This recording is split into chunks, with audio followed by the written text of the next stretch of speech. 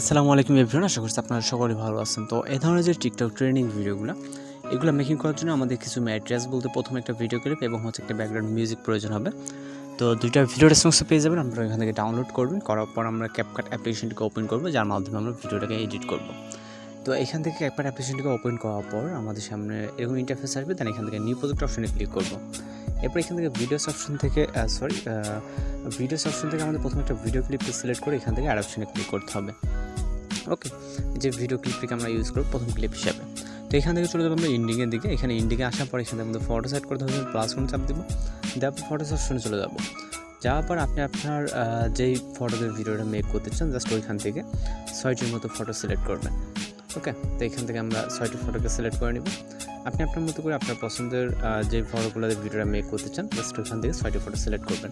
করার পর এখান থেকে অ্যাড অপশনে ক্লিক করবেন। এরপর এখান থেকে স্টার্ট পজিশনে আসবেন, আসার পর অ্যাড অডিও এক্সট্রাক্টেড এবং এখান থেকে আমরা মিউজিকটিকে সিলেক্ট করব, যেটা আমরা ব্যাকগ্রাউন্ড হিসেবে ইউজ করতে চাই।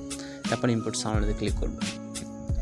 তো এবার ফটোসের ডিউরেশন অ্যাডজাস্টমেন্ট করতে হবে। প্রথম যে পিকচারটা এটাতে ক্লিক করবেন, ক্লিক করার পর এখান থেকে ওয়াইটাকে রাখবেন 1.2 এবং দ্বিতীয় পিকচারটা রাখবেন হচ্ছে 0.9।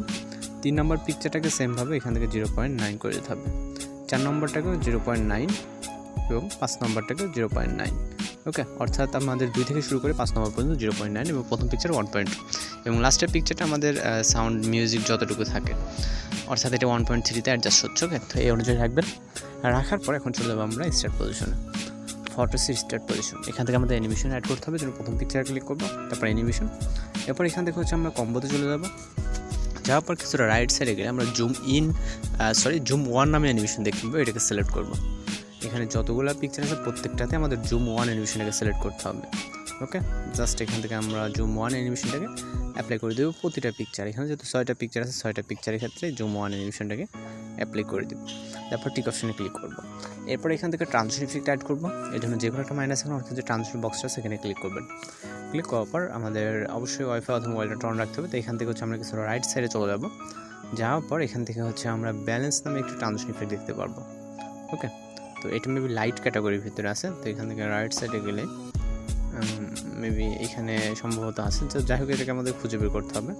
ওকে, এখানে নাই, তো এই যে এখানে ব্যালেন্স লাইট ক্যাটাগরির ভিতরে। তো এটাকে সিলেক্ট করার পর এখান থেকে আমরা 0.2 করে দেবো। তারপর অ্যাপ্লাই টু অলে ক্লিক করে টিক অপশনে ক্লিক করবো।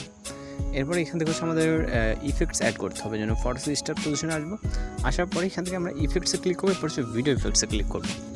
ভিডিও ইফেক্টসে ক্লিক করার পর এখান থেকে ওপেনিং অ্যান্ড হচ্ছে ক্লোজিংয়ে চলে যাবো। ওপেনিং অ্যান্ড ক্লোজিংয়ে মেবি এখানে শেক ইফেক্ট, তো যাই হোক এখান থেকে মেবি নাইট ক্লাবে, যাই হোক আমাদের হচ্ছে শেক ইফেক্টটাকে খুঁজে বের করতে হবে, নাইট ক্লাবে আছে।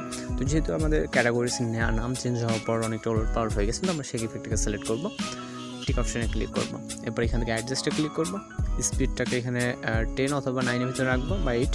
ইন্টেন্সিটিটাকে সেমভাবে 9-এর ভিতরে রাখলাম। ওকে, দেন টিক অপশন। এরপর এটার লেয়ারটাকে আমরা ইন পর্যন্ত করে দেবো। তারপর আবারও ফটোসের স্টার্ট পজিশনে আসবো লাস্ট একটা ইফেক্ট অ্যাপ্লাই করার জন্য। আবারও ভিডিও ইফেক্টসে ক্লিক করবো। ভিডিও ইফেক্টসে ক্লিক করার পর আমাদের এখান থেকে আবারও নাইট ক্লাব। ওকে, নাইট ক্লাবে আসার পর এখান থেকে আমরা স্টপ বলে একটা অ্যানিমেশন ইফেক্ট দেখতে পাবো। তো এটাকে সিলেক্ট করে এখান থেকে আমরা টিক অপশনে ক্লিক করবো।